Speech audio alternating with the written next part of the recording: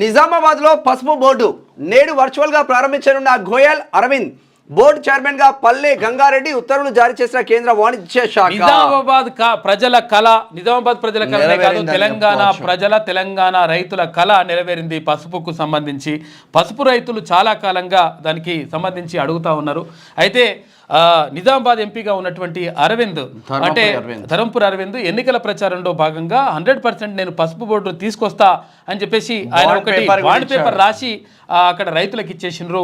రైతులు కూడా ఆదరించి గెలిపించినటువంటి నేపథ్యంలో గతంలోనే ఆయన పసుపు బోర్డు కాకుండా స్పైస్ బోర్డు తీసుకొచ్చినప్పటికీ లేదు ఈ మొత్తం కూడా ప్రతిపక్షాలన్నీ కూడా మొత్తం గగ్గోలు పెట్టినాయి.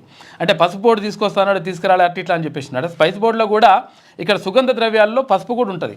కాకపోతే ఏంటంటే ఇది కాదు, ప్రత్యేకంగా పసుపు బోర్డే తీసుకురావాలని చెప్పేసి డిమాండ్ చేసిండ్రు.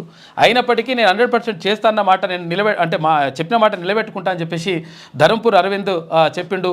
నిజామాబాద్ ఎంపీ చెప్పినటువంటి నేపథ్యంలోనే కేంద్ర ప్రభుత్వంతో ఒప్పించి పసుపు బోర్డును తీసుకొచ్చేసిండు ధరంపూర్ అరవింద్. దీంతో అక్కడ ఉన్నటువంటి రైతులు చాలా ఆనందం, సంతోషం వ్యక్తం చేస్తూ ఉన్నారు. ఎందుకంటే పసుపు పండించేటువంటి పక్కనున్నటువంటి ఏదైతే మహారాష్ట్ర ఉందో, మహారాష్ట్ర కానీ చుట్టుపక్కల రాష్ట్రాల నుంచి కూడా పసుపు రైతులు ఇక్కడికి వచ్చి అమ్ముకునేటువంటి పరిస్థితి ఉంటుంది.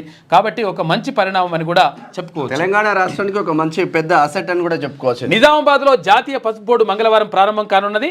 అయితే ఢిల్లీ నుంచి కేంద్ర వాణిజ్య పరిశ్రమల శాఖ మంత్రి పీయూష్ గోయల్ వర్చువల్గా ఈ బోర్డును ప్రారంభించనున్నారు. కార్యక్రమంలో గోయల్తో పాటు నిజామాబాద్ ఎంపీ అరవింద్ పాల్గొంటారు. అయితే బోర్డు చైర్మన్గా నిజామాబాద్ జిల్లా అంకాపూర్ వాసి బీజేపీ సీనియర్ నేత పల్లె గంగారెడ్డిని కేంద్రం నియమించింది పసుపు బోర్డు చైర్మన్గా.